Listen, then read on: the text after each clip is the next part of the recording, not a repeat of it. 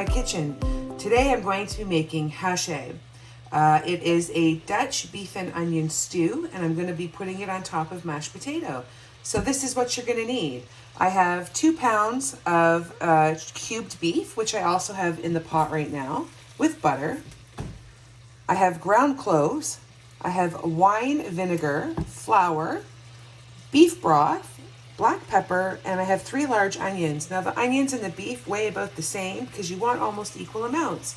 So what I'm doing right now is I am browning the beef in the Dutch oven right now in the butter. And I'm going to do it in batches as to not to overcrowd the meat. And I'll be right back when I have it all cooked so you can see what it looks like.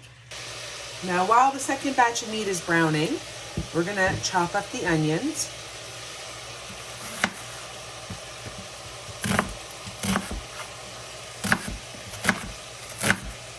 Just like that size.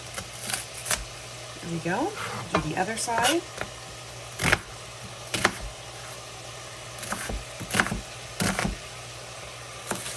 Perfect. And we're going to keep going until we have all the onions cut. Okay, so the meat is all nicely browned. And we've got that nice browning inside the pot. And I'm going to add all of my onions now. There we go. And a bit more butter. And we're going to stir this up. And we're going to fry it for about 10 minutes. And we'll be right back.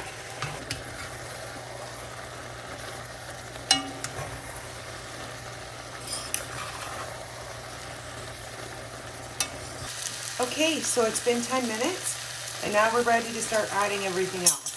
So I'm not going to use wine. I'm going to use some red wine vinegar. I'm going to use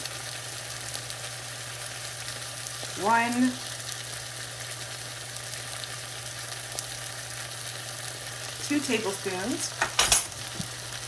I'm going to put all the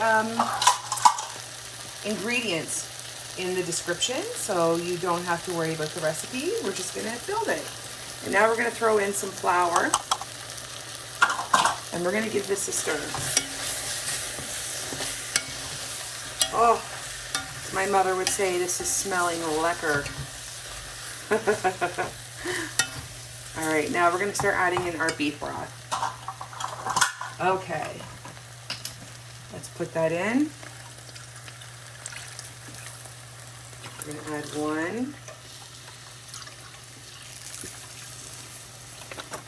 We've got 2 cups. So we're going to add 3 cups. Sorry for all the clanging.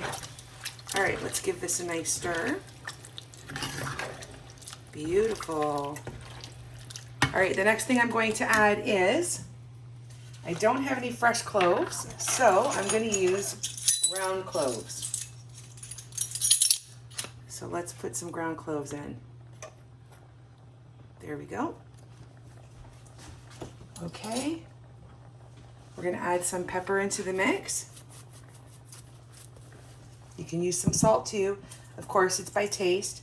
And then I have a couple of bay leaves. And we're going to put this in here and give it a nice stir. Gorgeous. All right, and then we're going to cover it up and we're going to let it simmer for about a couple of hours. But don't forget to come back and give it a stir and just to check on it. Okay, and we're going to turn that down. And let's cover it up and we'll come back and when it's done.